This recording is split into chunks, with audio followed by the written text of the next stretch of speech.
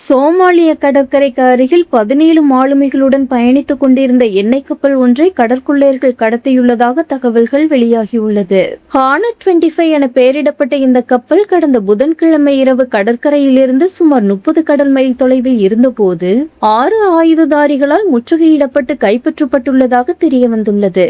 இந்திய பெருங்கடலின் இந்த பகுதியில் ஒரு காலத்தில் கடற்கொள்ளை சம்பவங்கள் முற்றாக ஒழிக்கப்பட்டிருந்த போதிலும் அண்மை காலமாக மீன்பிடி படகுகள் மற்றும் சரக்கு கப்பல்களை இலக்கு வைத்து மீண்டும் இவ்வாறான தாக்குதல்கள் அரங்கேறி வருவதாகவும் தகவல் வெளியாகியுள்ளது. குறிப்பாக அமெரிக்கா, இஸ்ரேல் மற்றும் ஈரான் இடையிலான போர் காரணமாக சோமாலிய தலைநகர் மொகடிஷுவில் எரிபொருள் விலை ஏற்கனவே 3 மடங்கு அதிகரித்துள்ளதாகவும் தகவல் வெளியாகியுள்ளது.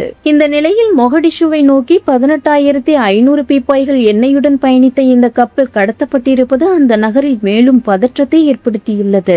இந்த கப்பலில் ஒரு இலங்கையர் உட்பட 10 பாகிஸ்தானியர்கள், 4 இந்தோனேஷியர்கள், ஒரு இந்தியர் மற்றும் மியான்மரை சேர்ந்த ஒருவர் என மொத்தம் 17 மாலுமிகள் பயணித்துள்ளதாகவும் தகவல் வெளியாகியுள்ளது. கப்பல் தற்போது கொள்ளையர்களின் கட்டுப்பாட்டில் சோமாலிய கடற்கரையொட்டிய ஹாஃபுன் மற்றும் பந்தர் பெய்லா ஆகிய பகுதிகளுக்கு இடையே நங்கூரமிட்டுள்ளதாகவும் தெரியவந்துள்ளது.